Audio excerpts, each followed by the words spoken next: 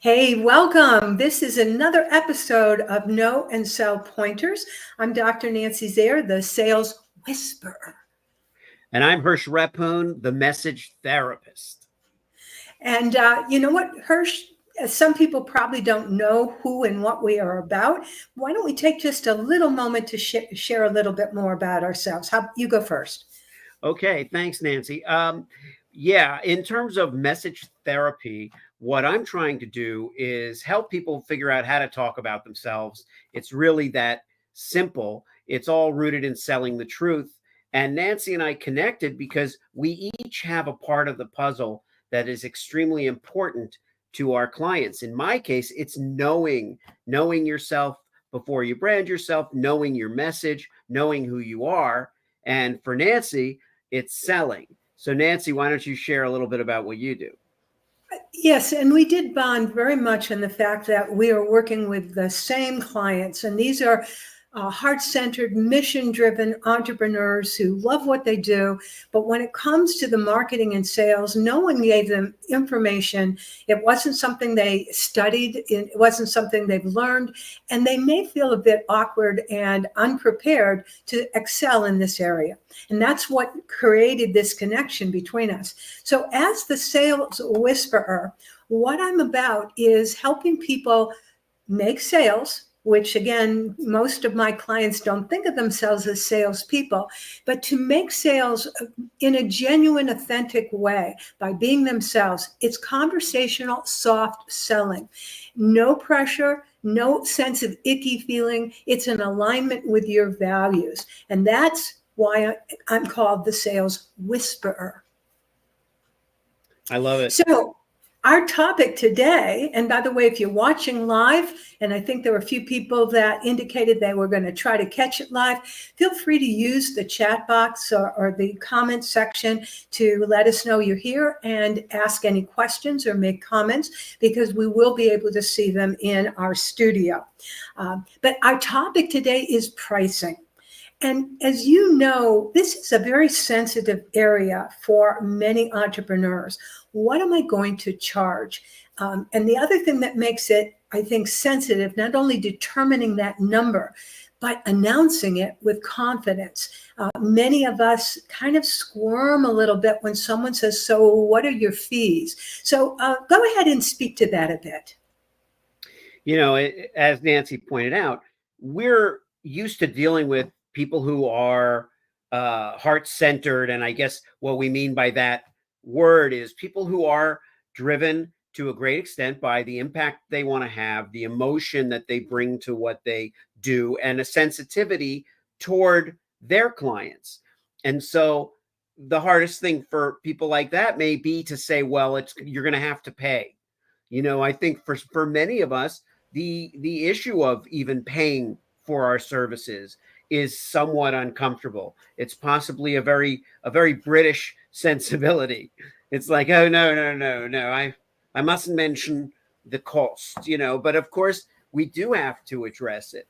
And I think and Nancy's a psychologist, and so Nancy, you can speak to this. But I think that as a result, we sometimes try to make our services seem to cost less than they actually do.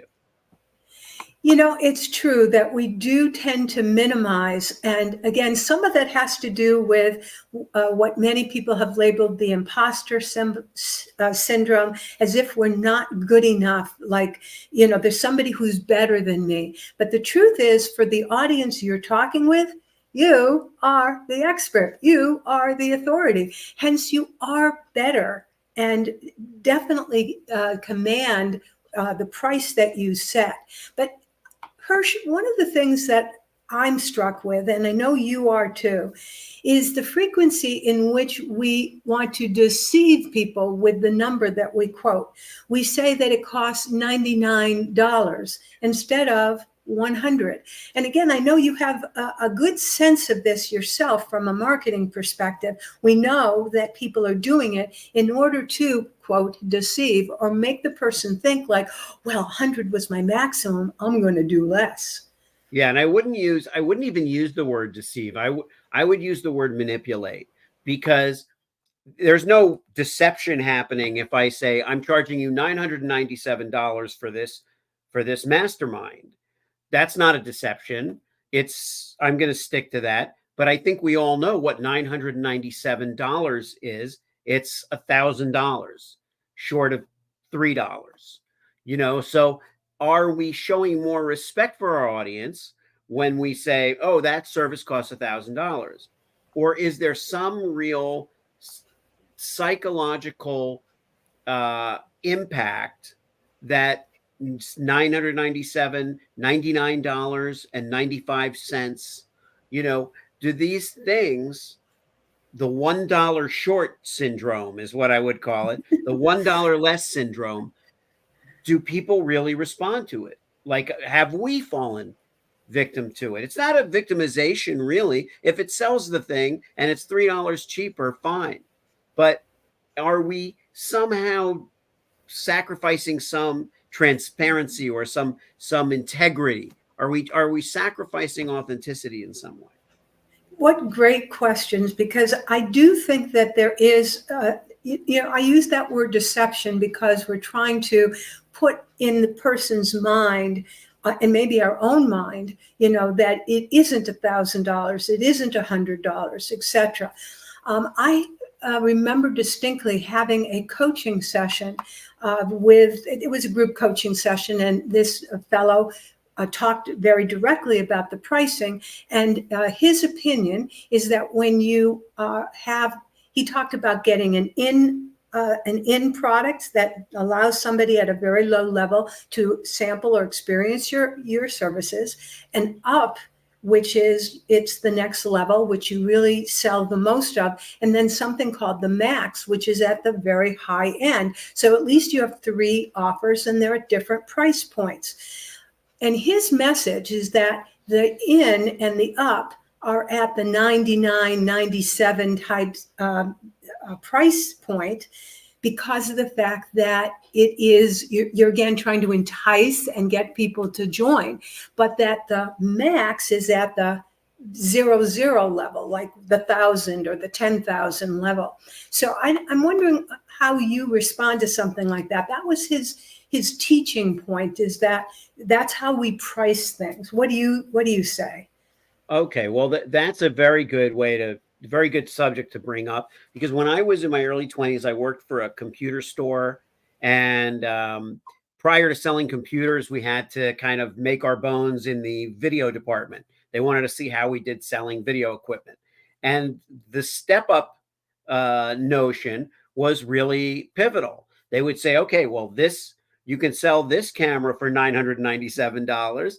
But there's another one. There's a step up. It's a step up to the one with the light, the video camera with the light, and the video camera with the light is $1,100 or $1099, right? The one with the light is $1099. The other one's $997.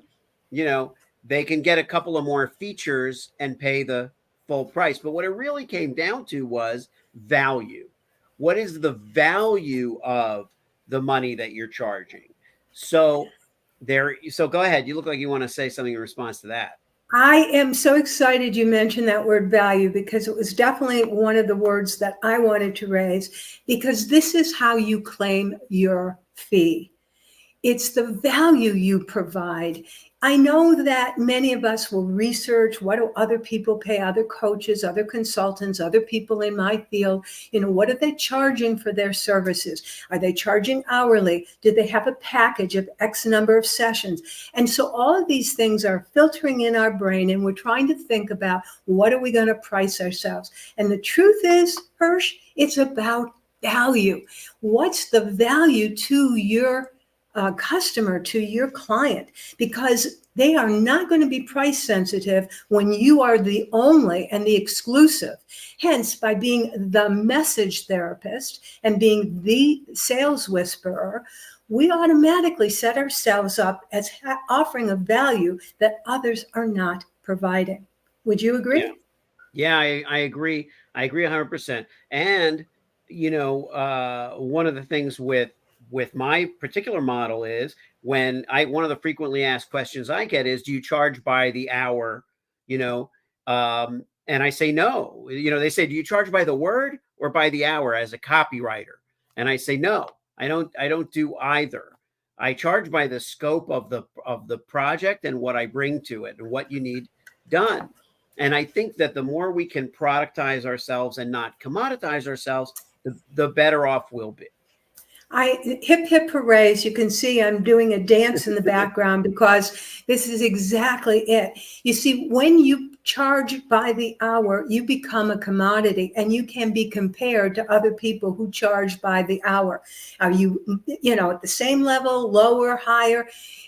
Do you really want to sell yourself as being, the Walmart of coaching and counseling? I don't think so. I think you want to demonstrate and show that you will solve problems that are actually hurting your client and impairing their ability to be all they can be. And when your prospect knows that you are creating this value, this very special transformation, they don't become price sensitive. Now, they may not be able to afford it, and that's a different story. But then it's a matter of how do I find the funds rather than am I going to purchase your service? Yeah. And lastly, because I know we don't like to keep our audience too long, is possibly the notion of when you price something, when you're delivering something, is it best to under promise and over deliver? Is it best to just pull yourself back a little bit, and rather than even saying $997 versus 1,000, pack that $1,000 with so much that even the client doesn't expect.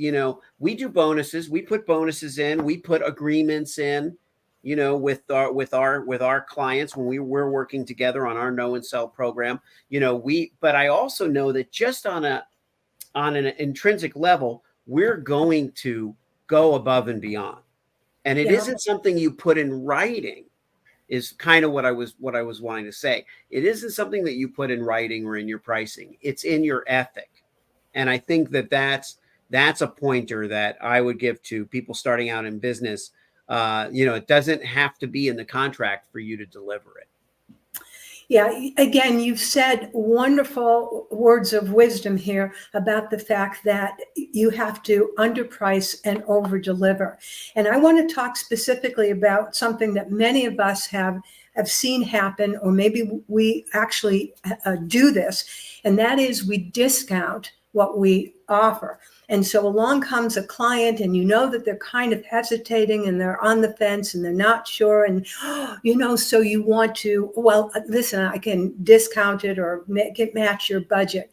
And while it's heartfelt and genuine, it's not a good strategy to discount what you're offering. And as Hersh is suggesting, this is a time for you to add value. Well, guess what? It's not just what we've just talked about, but in addition, you're going to get this and that and the next thing. Your client will love you, become a raving fan rather than feel like, oh, I got a bargain. They're not going to tell people they got a bargain, but they are going to tell people I got value. And a bargain is also relative to what you're getting. Are you getting a bargain on oranges that are super fresh and amazing? Is that would be a great bargain? Are you getting a bargain on oranges because they're old and they're starting to get soft and dark? So what's really a bargain? What is the real deal? What's a great deal? Yeah, and folks, you don't want to be that, overly ripe tomato, Right. The orange that has mold on it.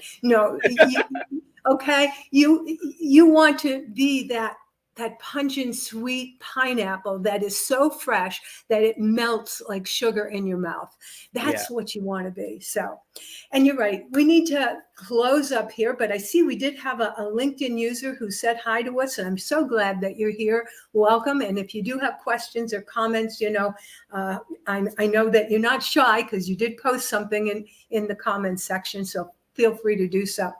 Well, Hersh, we've got an amazing topic for our next know and sell pointer. Oh, yeah. Okay. So let me tell you about this. So there are pointers and there are, I don't know, epiphany inducers, amazing beyond what you ever thought you would get. Now we're new to this. We have only been doing no and sell pointers. This is our second broadcast, but suffice it to say that our third installment will be the biggest, the best, the most extreme, the most shocking and provocative episode that we have ever done. Because what is our topic next week, Nancy? It's hype. That's right. That's right. And It's if you hype. didn't get the hype of this introduction to hype, then come next time. And this is every Tuesday and Thursday, noon Eastern time, and we'll be there. And Phyllis, hope you can join us. Thanks for tuning in today. Thanks for being here, Phyllis. Yeah. I see we're building a fan base. That's important, right. and that is no hyperbole there. There you go. It is gratifying to see so many people coming and some people commenting. So thank you for joining us and for allowing us to take a little bit of your time this Tuesday. Okay. To your sales success, it's Nancy Zare, the sales and Hersh Rephun, the message therapist.